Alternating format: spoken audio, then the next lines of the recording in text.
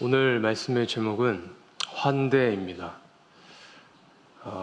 리차드 도킨스의 이기적인 유전자라는 책을 보면 인간의 유전자는 가장 중요한 특징이 자기복제라고 말을 합니다. 자기복제. 유전자는 계속해서 자기와 같은 것을 만들고 싶어 한다는 겁니다. 그래서 인간뿐만 아니라 모든 동식물들은 자기와 같은 것을 복제하기 위해 번식이라는 것을 하게 되죠. 그런데 이런 유전자의 특징은 비단 생물학에만 국한되는 것이 아니라 문화적인 측면도 적용이 됩니다.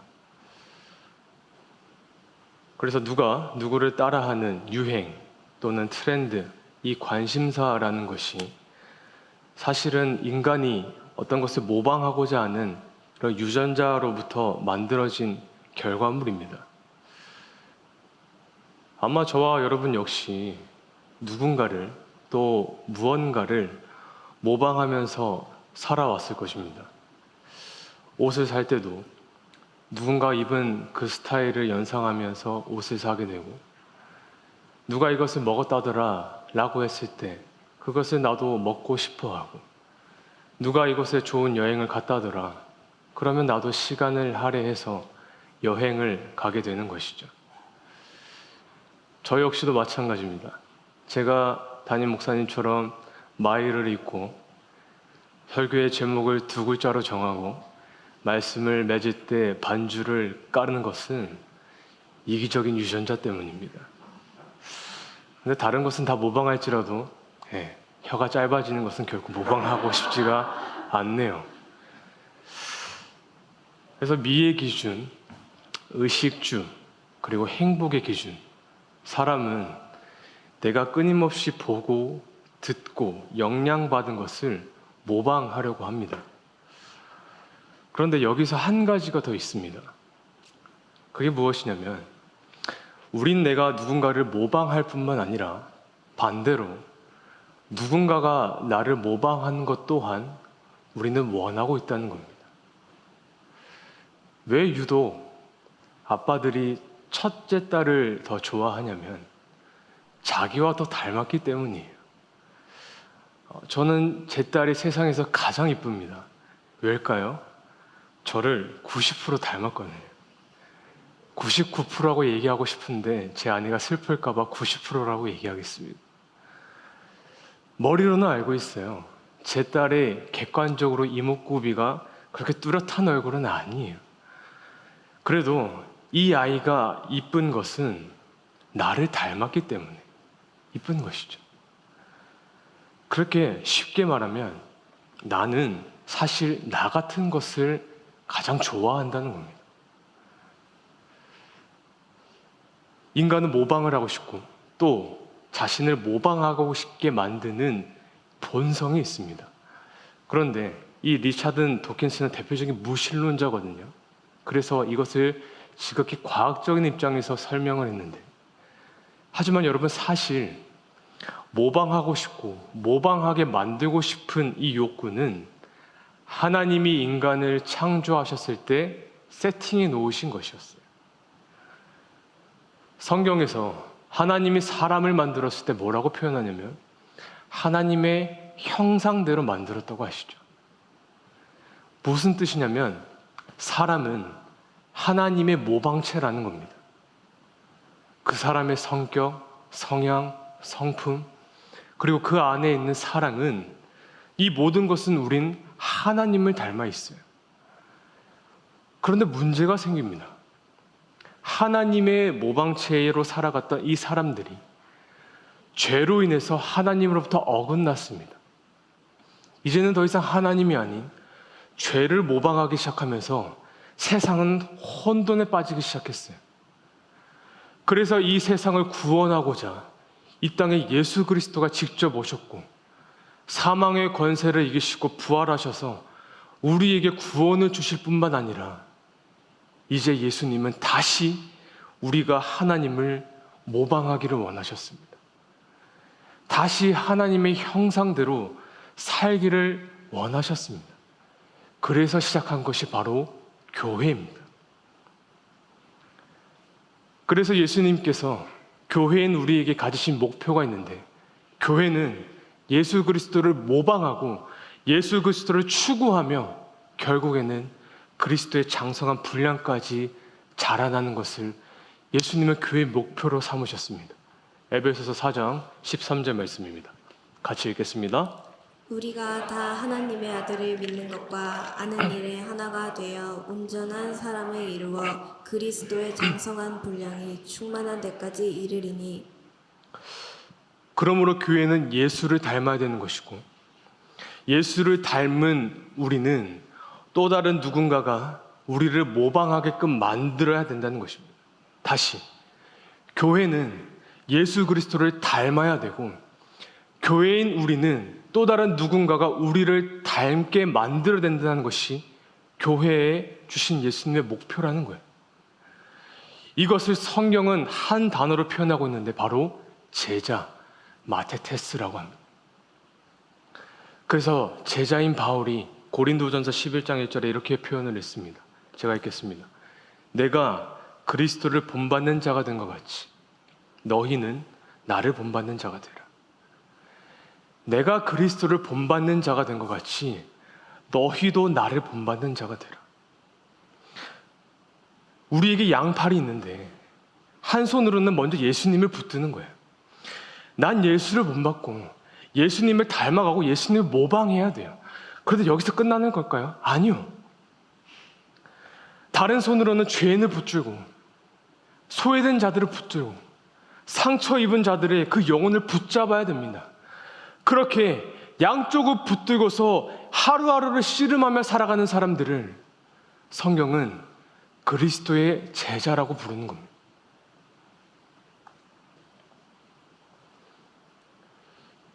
여러분, 저는 사실 목사이기 전에 그리스도인입니다.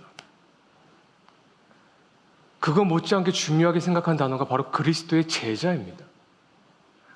이것을 하기 위해 저는 목사라는 직업을 선택한 거예요. 그렇다고 제가 목사로서 죽는 게 아니에요. 저는 그리스도인으로 죽는 거예요. 왜냐하면 나는 예수 그리스도의 십자가로 구원을 받았지 내가 목사로 구원받은 게 아니기 때문입니다. 내가 사역을 하는 것은 주님을 닮기 원하고 주님 사랑하는 그 마음, 그것을 전하기 위해서 그 제자로서 내가 목사를 선택한 거예요.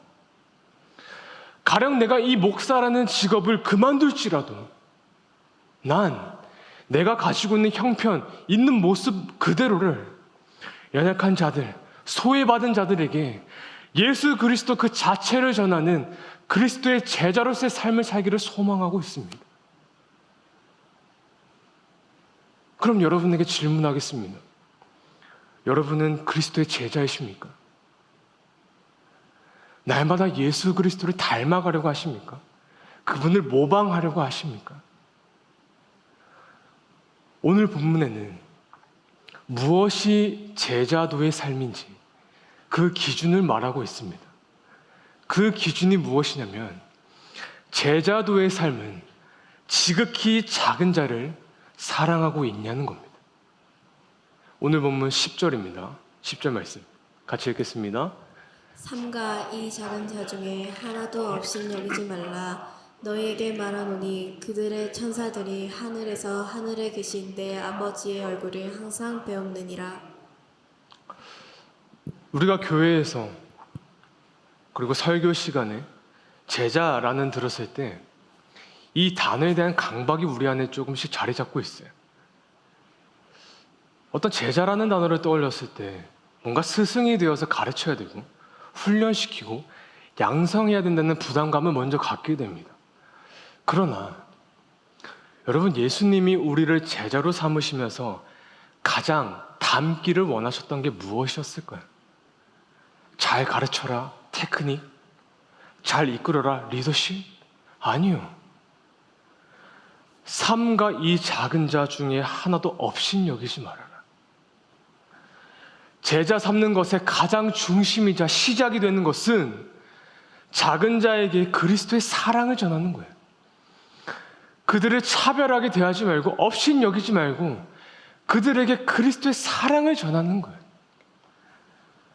그래서 고린도전서 4장 15절 16절에 이런 말씀이 있습니다. 바울이 이렇게 고백을 합니다. 같이 읽겠습니다. 그리스도 안에서 일만 스승이 있으되 아버지는 많지 아니하니 그리스도 예수 안에서 내가 복음으로써 너희를 낳았음이라. 그러므로 내가 너희에게 권하노니 너희는 나를 본받는 자가 되라. 바울이 고백을 해요. 너희는 나를 본받는 자가 되라. 여기서 본받는 자가 되라는 말은 봐봐, 내가 예수님 닮았지. 나 예수님 판박이야. 나를 닮아. 이런 뜻이 아니에요. 이 말씀은 바울이 나는 그리스도를 닮아가기 위해 최선을 다하고 있어. 나는 제자도의 삶을 살기 위해 최선을 다하고 있어. 그러나 동시에 나는 그들의 아비처럼 대하고 있어. 아비가 되려고 노력하고 있어. 일만의 스승은 이 땅에 많지만 아버지는 많지 않단다. 그러니까 여기서 바울을 통해 본받아라는 말은 내가 얼마나 훌륭한 스승인지를 본받는 게 아니라 내가 얼마나 아비처럼 이들을 사랑하는지, 내가 얼마나 아비처럼 이 한 사람을 보살피고 있는지를 본받으라는 겁니다. 그러므로 성경이 말하는 제자들의 중요한 태도가 무엇입니까? 남들보다 잘 가르치고 성경적인 수준이 높은 것이 아니에요. 제자도는 어린아이, 이른 양과 같은 지극히 작은 자를 사랑하는 것이었습니다. 왜냐하면 그 작은 소자가 하나님에게는 그 누구보다 소중한 존재이기 때문입니다. 그래서 12절과 13절에 보면 예수님의 애끓는 심정이 나오게 돼요. 같이 읽겠습니다. 너희 생각에는 어떠하냐? 만일 어떤 사람이 양 100마리가 있는데 그 중에 하나가 길을 잃었으면 그 99마리를 산에 두고 가서 길 잃은 양을 찾지 않겠느냐? 진실로 너희에게 이르노니 만일 찾으면 길을 잃지 아니한 한 마리보다 이것을 더 기뻐하리라. 아멘. 오늘 본문에 우리가 너무나 잘 아는 잃은 양의 비유가 나오게 되죠.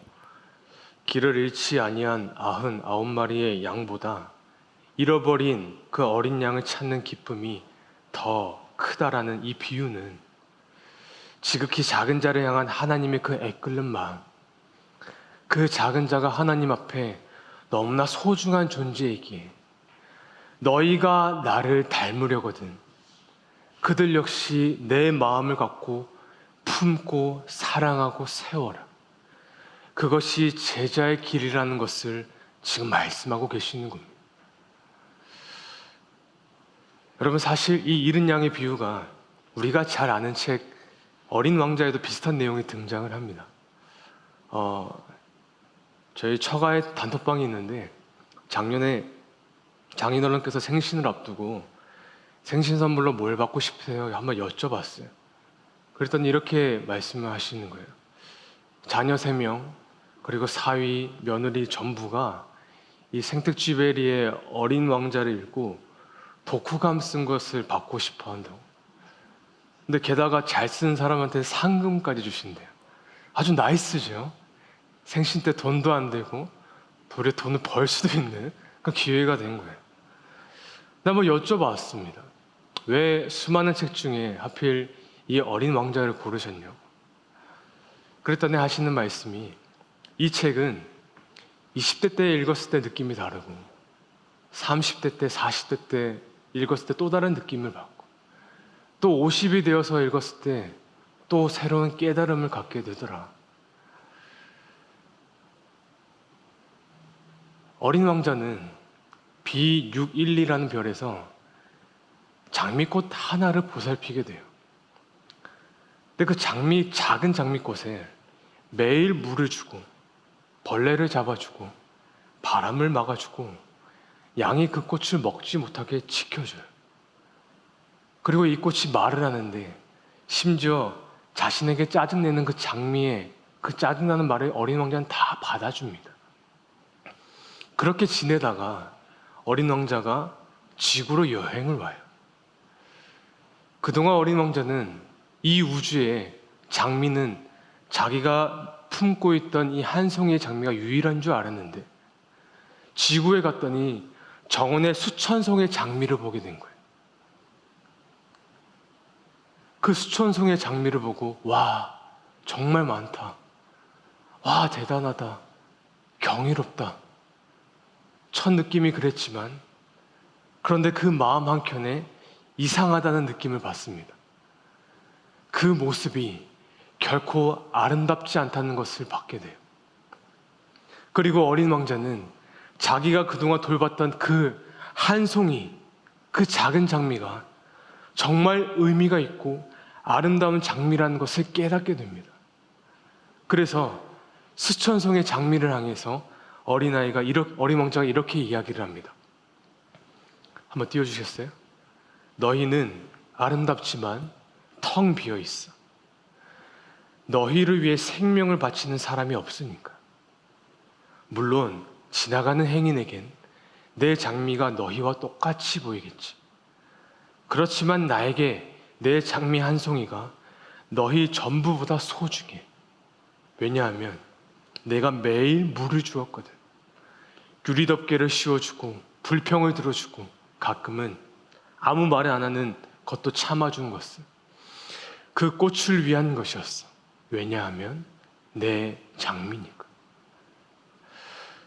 수천 송이가 가득한 이 자본주의 사회에서 내가 매일 물을 주고 보살피고 사랑을 준 이 장미, 나와 진실한 관계가 있었던 또 다른 누군가, 그 작은 자로 인해서 내 삶에 무엇이 채워지기 시작하냐면 제자도의 의미가 채워지는 거예요. 제자의 삶이 채워지는 거예요. 아, 이것이 진정 제자로서의 삶이구나. 주님께서 지금 이 이야기를 하고 싶으신 겁니다. 가서 작은 자를 제자로 삼아라. 가르치고 훈련하고 양육하기 이전에 그 작은 한 송이 장미 같은 사람을 사랑해줘라. 네, 그렇습니다. 여러분, 우리의 목적은 작은 자예요. 소외받은 자들이에요. 구원받은 백성이 왜 이 도시에서 살아가고 있습니까? 여러분, 구원받은 우리에게 가장 좋은 곳은 천국이잖아요. 그런데 왜 여러분 이 지리멸렬한 일상을 명생하고 왜 남들보다 열심히 살아가려고 하시고 왜 그에 대한 대가를 소유하고 재능을 가지면서 왜 살고 계시냐고요. 나를 위해 사는 게 아닙니다. 누군가를 살리고 누군가를 회복하고 작은 자를 품어내는 것처럼 우리의 삶의 목적은 또 다른 사람에게 있다는 거예요. 그런데 오늘날 이 예수님의 바람에 우리의 반응은 어떻습니까? 아, 전 사는 게 너무 바빠요. 전 지금 물질적 여유도 없고 마음의 여유도 없어요. 전 그런 교회에서 훈련 받은 적도 없고 제 신앙은 이제 회복한 지 얼마 안 됐어요. 우린 그런 우리의 무능력의 유무를 가지고 못한다고 생각을 하지만 아니요. 여러분, 진짜 문제는 우리의 무관심입니다. 작은 자를 품기보다는 나를 품기 바쁘고 그 연약한 자를 환대하기보다는 외면하는 그 무관심한 태도가 오늘날 교회의 모습이지 않겠습니까? 여러분, 기억하십시오. 연약한 소자를 향한 무관심은 곧 하나님을 향한 무관심과 같습니다. 연약한 자들을 향한 외면은 곧 하나님을 향한 외면과 동일하다는 거예요. 아합의 정권이 왜 무너졌는지를 우리는 여기서 기억해야 돼요. 여러분, 아합은 나봇의 포도원을 탐내었고 그 포도원의 대지를 자기의 소유로 삼으려 했어요. 한 나라의 수장이 그 지극히 순진한 농부의 작은 포도원 하나 갖지 못해서 시금을 전파하고 들어놓습니다. 나봇에게 다른 포도원을 바꾸던지 땅값을 지불할 테니 넘기라 요청을 해요. 그때 나봇은 이 왕의 요구를 단호하게 거절해요. 왜냐하면 여호수아가 각 지파에게 나누어진 이 하나님의 기업을 함부로 팔 수 없었고 조상 대대로 물려받은 땅을 파는 것은 율법을 금지하는 일이었기에 나봇은 이 왕보다 하나님이 더 소중했기에 그는 버티고 있었어요. 그러다 이세벨이 나봇이 하나님을 기만하고 왕을 저주했다라는 이 거짓 스토리를 만들어 사람들을 선동해 장로들과 귀인들 앞에서 그를 돌로 쳐 죽입니다. 여러분, 하나님을 두려워할 줄 모르는 아합은 공동체의 지극히 이 작은 농부의 재산을 강탈하고 죽이는 방식으로 하나님을 믿지 않는 자신의 마음을 표현하고 있었어요. 여러분, 이 부분이 정말 무섭고 살떨리는 모습입니다. 무슨 말이냐면 아합은 자기가 하나님을 두려워한다는 것을 직언으로 표출하지 않았어요. 나 하나님 두려워하지 않습니다. 직접적으로 표출하지 않았다고요. 소자를 향한 그의 행동으로 표출하고 있다는 겁니다. 하나님을 두려워하지 않는 마음은 하나님을 향해서 표출하지 않습니다. 표출되지 않아요. 누구한테 표출합니까? 지극히 작은 자를 향한 나의 태도에서 드러나는 거예요. 하나님을 사랑하지 않는 마음도 하나님을 향해서 표출되지 않아요. 그 사랑 없음은 그 소자를 향한 무관심에서 표출되는 거예요. 여러분, 자본주의의 시대에 살아가는 현 시대 교회의 모습이 어떻습니까? 연약하고 가난하고 상처받고 교회 일에 참여할 수 없는 그 심령의 상태를 가진 자들을 이제 더 이상 교회가 환대하지 않아요. 받아주질 않아요. 겉으로는 안 그런 척 하죠. 그러나 이제는 품어주기보다는 밀어내기 시작하고 감싸주기보다는 선을 긋는 분위기가 이미 한국 교회에 조성되기 시작했어요. 교회가 그리스도를 닮지 않고 사랑하지 않고 있는 결정적인 이유가 여기에 있는 거예요. 이제 교회는 돈 있는 사람과 사회적 명망가들, 그들을 좋아하고 가난하고 상처받고 보잘것없는 인생들에게는 눈에 보이지 않는 장벽과 선을 만들어서 기쁜 마음으로 이곳에 오지 못하게 만드는 것. 여러분, 이것이 아합과 무엇이 다르며 우리가 하나님을 두려워하지 않고 있다는 증거이지 않겠습니까? 이런 현실 앞에 야고보 사도는 교회를 향해서 이렇게 선포를 했습니다. 야고보서 2장 1절에서 5절입니다. 이 말씀 같이 읽겠습니다. 내 형제들아, 영광의 주 곧 우리 주 예수 그리스도에 대한 믿음을 너희가 가졌으니 사람을 차별하여 대하지 말라. 만일 너희 회당에 금 가락지를 끼고 아름다운 옷을 입은 사람이 들어오고 또 남루한 옷을 입은 가난한 사람이 들어올 때에 너희가 아름다운 옷을 입은 자를 눈여겨보고 말하되 여기 좋은 자리에 앉으소서 하고 또 가난한 자에게 말하되 너는 거기 서 있더니 내 발등상 아래에 앉으라 하면 너희끼리 서로 차별하며 악한 생각으로 판단하는 자가 되는 것이 아니냐. 내 사랑하는 형제들아, 들을지어다. 하나님이 세상에서 가난한 자를 택하사 믿음에 부유하게 하시고 또 자기를 사랑하는 자들에게 약속하신 나라를 상속으로 받게 하지 아니하셨느냐. 야고보는 첫 마디를 이렇게 시작을 합니다.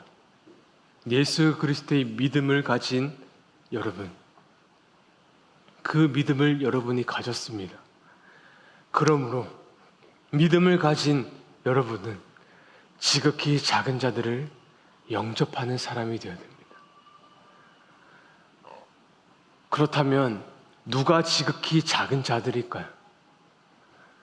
자기를 지키기 어려운 현실 속에 살아가는 사람들, 우리 교회 안에도 분명히 있습니다. 그들이 지극히 작은 소자입니다. 하지만 엄밀히 말하면 교회 안의 모든 성도들은 아프다고 나팔 부는 사람과 아프지만 나팔을 불지 않는 사람들만 있을 뿐입니다. 그러므로 오늘 말씀에 나온 이 지극히 작은 자들은 이 예배당에 있는 우리 모두가 다 아프고 병들고 힘든 소자라는 뜻이에요. 나는 고양이로서이다 라는 책을 보면 고양이가 사람들을 보면서 고양이의 시점에서 이런 문장을 기록했어요. 한가해 보이는 사람들, 그리고 그런 사람들의 마음속을 두드려 보면 어딘가 슬픈 소리가 나온다. 멀쩡해 보이는 사람도 그 안에 속사정을 1시간만 들여다보면 누구나 마음의 병 하나를 발견하게 된다. 만만한 삶이 어디에 있고 오늘 하루를 어떻게 버티고 있는지 굳이 말하려니 구차해서 말하지 않을 뿐, 여러분, 우리 안에 멀쩡한 사람이 어디에 있겠습니까? 저란 듯 멀쩡해 보이십니까? 결국 다 작은 자들이기 때문에 우리는 결국 서로를 영접해야 된다는 거예요. 교회는 이 서로를 서로 사랑하며 서로를 주님 안에서 영접해야 된다는 거예요. 그것이 제자가 되는 길이라고 예수님이 말씀하고 계시는 겁니다. 이제 말씀을 좀 정리하도록 하겠습니다.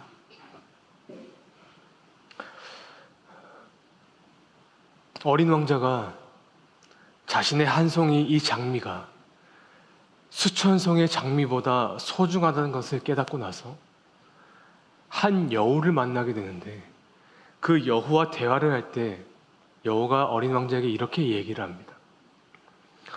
너의 장미가 중요한 존재가 된 것은 네가 장미에게 드린 그 시간 때문이야. 너에게 그 장미가 소중한 존재가 된 것은 네가 그 긴 시간만큼 물을 주고 바람을 막아주고 그의 불평과 짜증을 들어줬기 때문이야. 그러자 어린 왕자가 대답을 합니다. 나는 이 장미를 책임져야 돼. 사랑하는 세움교회 성도 여러분, 주님께서 오늘 우리 교회를 향해 다른 어떤 거 좀 어설프고 못하더라도 이거 하나만큼은 지금 원하고 계시는 거예요. 작은 자를 사랑하고 그들을 제자로 삼아라. 이 도시 어디인가에는 여러분이 매일 물을 줘야 되는 장미가 있다는 거예요. 이 교회 어딘가에는 여러분이 매일 짜증과 아픔을 들어줘야 되는 장미가 있다는 거예요. 이 공동체 어딘가에는 내가 다가갈 때면 매일 그 같은 가시에 찔려서 나에게 상처를 만드는 장미가 있다라는 거예요. 그러나 그 장미를 향해서 시간을 쏟고 보살피고 사랑하게 될 때 내 삶에 예수 그리스도의 의미가 채워진다는 겁니다. 제자로서의 삶이 채워진다는 겁니다. 정작 충만해지는 것은 내 삶이라는 거예요. 여러분, 오늘 제목인 이 환대는 한자로 기쁠 환, 그리고 기다릴 대입니다. 기쁘게 기다린다는 뜻이에요. 문학가 지성사의 김연경 작가가 자신의 책에서 이 환대를 이렇게 표현을 하였습니다.